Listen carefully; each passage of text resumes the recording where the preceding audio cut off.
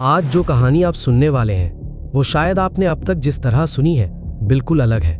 एक आदमी जिसे पूरा देश एक फिल्म के किरदार की वजह से जानता है, प्यार करता है, हीरो मानता है, वही आदमी कुछ ही सालों बाद अपने ही देश की सबसे सख्त सुरक्षा धारा के तहत अपने घर से 1000 किलोमीटर दूर एक जेल की कोठरी में बंद कर दिया जाता है।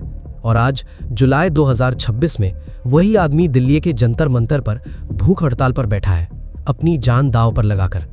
सवाल ये है, आखिर एक इंजीनियर, एक टीचर, एक इनोवेटर देश की नज़र में हीरो से खतरा कैसे बन गया? आज हम आपको बताएंगे पूरी कहानी, शुरुआत से लेकर आज तक। और यकीन मानिए, इसमें ऐसे मोड़ आएंगे जो आपको हिलाकर रख देंगे। लेकिन ये सिर्फ शुरुआत है, असली शॉकिंग पार्ट अभी बाकी है। चलिए शुरू करते हैं 1966 से, लद्दाख के एक छोटे से गांव उलेतोकपो में, जहां सिर्फ 5 घर थे। यहीं पैदा हुए सोनम वांगचुक। इस गांव में कोई स्कूल नहीं था। 9 साल की उम्र तक वांगचुक ने कभी किसी क्लासरूम की शक्ल तक नहीं देखी थी। सोचिए, आज के ज़माने में जहां बच्चे 3 साल की उम्र में प्ले स्कूल जाने लगते हैं, वहां एक बच्चा 9 साल तक बिना किसी फॉर्मल एजुकेशन के बड़ा हो रहा था। लेकिन असली टर्न तब आया जब उनके पिता जम्मू कश्मीर सरकार में मंत्री बन गए। परिवार श्रीनगर शिफ्ट हो गया और यहीं से शुरू हुई एक बच्चे की असली जंग। स्कूल में पढ़ाई कश्मीरी और उर्दू में होती थी, भाषाएं जो वांगचुक के लिए बिल्कुल नहीं थी। ना दोस्त, ना समझ में आने वाली भाषा, ना अपनी ज़मीन। 11 साल की उम्र में इस बच्चे ने वो कदम उठाया जो शायद ही कोई 11 साल का बच्चा उठाने की हिम्मत करे। वो अकेले दिल्ली भाग गया। एक 11 साल का लद्दाखी बच्चा बिना परिवार के सहारे दिल्ली की सड़कों पर। सोचिए ज़रा, अगर आप उस बच्चे की जगह होते, आप क्या करते? दिल्ली में उसने विशेष केंद्रीय विद्यालय में दाखिला लिया। संघर्ष जारी रहा, लेकिन इस बार दिशा मिल गई थी। आगे चलकर उन्होंने NIT श्रीनगर से मैकेनिकल इंजीनियरिंग की पढ़ाई की। और यहाँ भी कहानी आसान नहीं थी। पढ़ाई का खर्च उठाने के लिए वो दूसरे बच्चों को ट्यूशन पढ़ाते थे। एक इंजीनियर बनने से पहले वो एक टीचर बन चुके थे। शायद यहीं से उनकी असली मंजिल तय हो गई थी। 1988 में ग्रेजुएशन के फौरन बाद वांगचुक ने अपने भाई और 5 दोस्तों के साथ मिलकर एक संगठन शुरू किया, SECMOL, students educational and cultural movement of Ladakh. मकसद सीधा था, लद्दाख के गवर्नमेंट स्कूलों की हालत सुधारना। और उस वक्त हालत कितनी खराब की, ये आंकड़ा सुनकर आप हैरान रह जाएंगे। लद्दाख के गवर्नमेंट स्कूलों में 10वीं का पास प्रतिशत सिर्फ 5% था। 5%, यानी 100 में से 95 बच्चे फेल हो जाते थे। 1994 में वांगचुक ने ऑपरेशन न्यू होप शुरू किया। सरकार, गांव वालों और सिविल सोसाइटी को साथ लाकर स्कूलों को बदलने की मुहिम। नतीजा, पास प्रतिशत 5 से बढ़कर 50% से भी ऊपर पहुंच गया। लेकिन वांगचुक यही नहीं रुके। 1998 में वांगचुक ने सेकमॉल का अपना कैंपस बनाया, जो अपने आप में एक इंजीनियरिंग का चमत्कार था। मिट्टी और धूप से बनी इमारतें जो लद्दाख की -15 डिग्री की सर्दी में भी अंदर से +15 डिग्री गर्म रहती थी। बिना बिजली के हीटर के, बिना गैस के, सिर्फ सोलर एनर्जी और स्मार्ट डिज़ाइन से। ये कैंपस उन बच्चों के लिए बना था जो पढ़ाई में फेल हो चुके थे, जिन्हें सिस्टम ने रिजेक्ट कर दिया था। यहाँ उन्हें दोबारा से सीखने और खुद पर भरोसा करने का मौका मिला।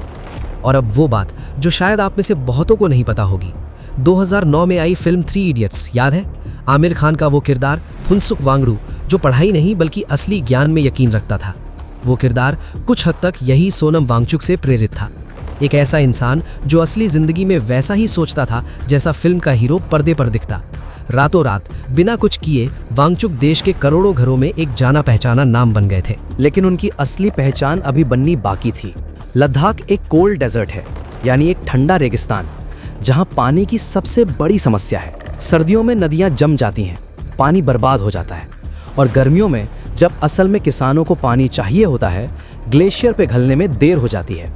2014 में वांगचुक ने इस समस्या का एक अनोखा हल निकाला, आइस स्तूपा। सर्दियों के बहते पानी को एक पाइप के जरिए ऊंचाई से गिराकर उसे जमाकर एक बड़े शंकु के आकार का बर्फ का पहाड़ बना दिया जाता है, जो देखने में बौद्ध स्तूपा जैसा लगता है। ये बर्फ धीरे धीरे पिघलती है, ठीक उसी वक्त जब किसानों को पानी की सबसे ज्यादा जरूरत होती है। इतना असरदार आइडिया था ये कि इसे स्विट्जरलैंड जैसे देशों में भी अपनाया गया। इस इनोवेशन के लिए 2018 में उन्हें रामन मैग्सेसे अवार्ड मिला, जिसे एशिया का नोबेल पुरस्कार कहा जाता है। अब तक की कहानी में सोनम वांगचुक एक हीरो थे, एक इंजीनियर, एक टीचर, एक इनोवेटर, जिस पर पूरा देश गर्व करता था। लेकिन असली ट्विस्ट, असली कॉन्फ्लिक्ट अभी शुरू ही नहीं हुआ था। 2019 में एक बड़ा बदलाव आया। आर्टिकल 370 हटाने के बाद लद्दाख को जम्मू कश्मीर से अलग करके एक केंद्र शासित प्रदेश बना दिया गया, लेकिन बिना अपनी विधानसभा के। शुरुआत में वांगचुक ने इस बदलाव का समर्थन किया था, लेकिन धीरे धीरे तस्वीर बदलने लगी। बेतहाशा टूरिज्म, माइनिंग प्रोजेक्ट्स और लद्दाख की नाजुक इकोलॉजी और डेमोग्राफी को लेकर बढ़ती चिंताएं। जो जमीन कभी अपनी कही जाती थी, अब उस पर बाहरी फैसले लिए जा रहे थे, ऐसा वहां के लोगों को लगने लगा। वांगचुक धीरे धीरे लद्दाख के लिए संवैधानिक सुरक्षा की मांग करने वाले सबसे बड़े आवाजों में से एक बन गए। 4 मांगे उठी: लद्दाख को राज्य का दर्जा, संविधान की 6ठी अनुसूची में शामिल करना, वो सुरक्षा जो अभी सिर्फ पूर्वोत्तर के कुछ आदिवासी इलाकों को मिलती है, लेह और कारगिल के लिए अलग अलग लोकसभा सीटें और स्थानीय लोगों के लिए नौकरियों में आरक्षण। और यहाँ एक दिलचस्प बात हुई, इस आंदोलन ने लेह की बहुत बहुसंख्यक आबादी और कारगिल की मुस्लिम बहुसंख्यक आबादी को एक साथ ला दिया, जो पहले कभी इतने एकजुट नहीं दिखे थे। 2024 में वांगचुक ने -20 डिग्री की सर्दी में 21 दिन की क्लाइमेट फास्ट रखी। फिर दिल्ली चलो मार्च की कोशिश हुई, लेकिन दिल्ली की सीमा पर ही उन्हें और उनके साथियों को गिरफ्तार कर लिया गया। तनाव बढ़ता जा रहा था, लेकिन केंद्र सरकार के साथ बातचीत ठप पड़ी हुई थी। और फिर आया सितंबर 2025, वो महीना जिसने पूरी कहानी का रुख हमेशा के लिए बदल दिया। 10 सितंबर 2025 को लेह अपेक्स बॉडी की अगुवाई में 35 दिन की भूख हड़ताल शुरू हुई। वांगचुक भी इसमें शामिल हो गए। शुरुआत में प्रदर्शन शांतिपूर्ण था, लेकिन 23 सितंबर को भूख हड़ताल पर बैठे 2 बुजुर्ग प्रदर्शनकारियों की तबीयत इतनी बिगड़ गई कि उन्हें अस्पताल ले जाना पड़ा। और अगले दिन 24 सितंबर को जो हुआ, उसने पूरे देश को हिला के रख दिया। लेह में इकट्ठा हुई भीड़ में से करीब 2000 प्रदर्शनकारी शांतिपूर्ण प्रदर्शन से अलग होकर उग्र हो गए। बीजेपी दफ्तरों और सरकारी इमारतों में आग लगा दी गई। पुलिस ने फायरिंग की। 4 लोगों की मौत हुई, 19 से 46 साल की उम्र के बीच, जिनमें एक कारगिल युद्ध का पूर्व सैनिक भी शामिल था। 90 के करीब लोग जख्मी हुए। आप सोच रहे होंगे ये सिर्फ एक क्रोध में उठा कदम था। असल में इसके पीछे कई महीनों का दबा हुआ गुस्सा, कई महीनों की नाकाम बातचीत छिपी थी। वांगचुक उस वक्त अपनी भूख हड़ताल के 15वें दिन पर थे।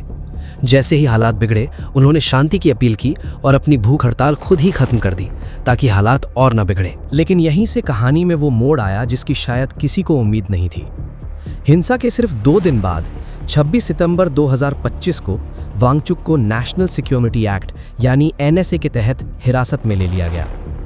गृह मंत्रालय का कहना था कि वांगचुक ने अपने भाषणों में अरब स्प्रिंग और नेपाल की जेन जी क्रांति का जिक्र करके भीड़ को भड़काने वाली बातें कही थीं और इसी वजह से हिंसा भड़की। वहीं उनके समर्थकों का कहना था कि प्रदर्शन तब तक पूरी तरह शांतिपूर्ण था जब तक एक अलग युवा गुट ने खुद ही आगे बढ़कर हिंसा शुरू नहीं की, और वांगचुक ने तो उल्टा शांति की अपील की थी। क्या आपको लगता है कि ये सिर्फ एक गिरफ्तारी थी? असल कहानी अभी बाकी है। वांगचुक को 1000 किलोमीटर से भी ज्यादा दूर राजस्थान की जोधपुर सेंट्रल जेल में भेज दिया गया। उनके परिवार को शुरुआत में कोई औपचारिक हिरासत आदेश तक नहीं दिया गया। इतना ही नहीं, गृह मंत्रालय ने सेकमोल पर विदेश से मिलने वाली फंडिंग को लेकर सवाल उठाए और उसका FCRA लाइसेंस रद्द कर दिया।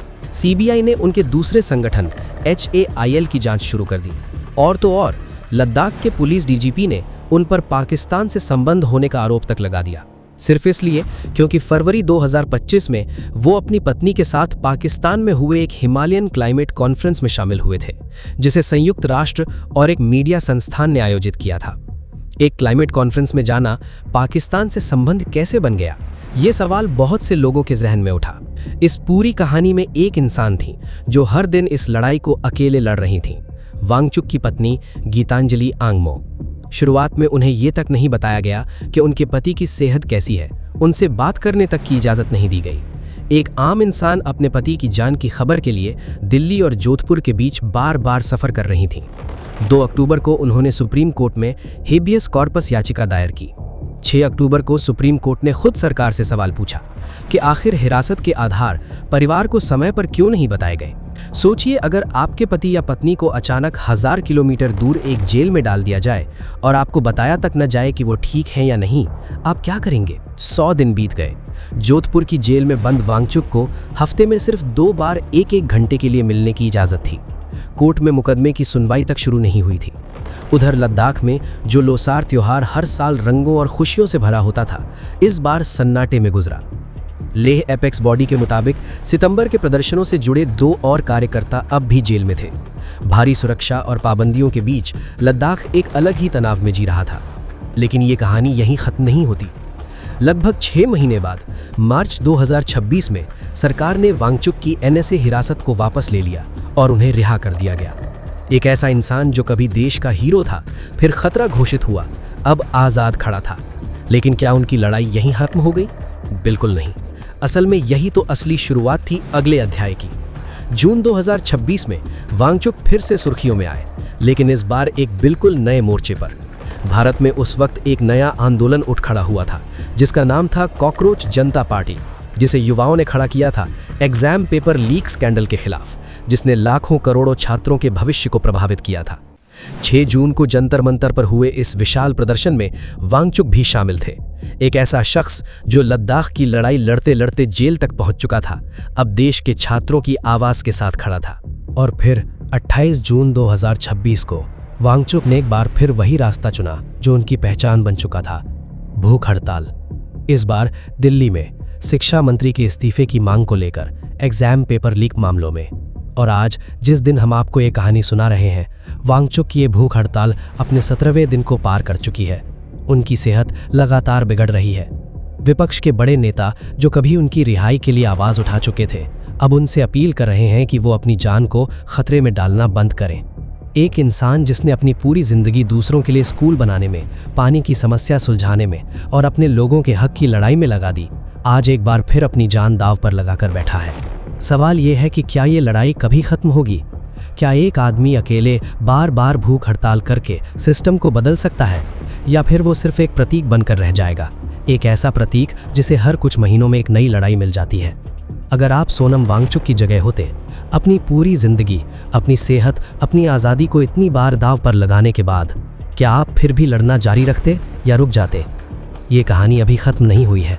दिल्ली के जंतर मंतर पर इसी वक्त एक और अध्याय लिखा जा रहा है, और शायद इतिहास एक बार फिर खुद को दोहराने वाला है। अगर आपको ये वीडियो पसंद आई हो तो वीडियो को लाइक ज़रूर करें और हमारे चैनल को सब्सक्राइब करना मत भूलना।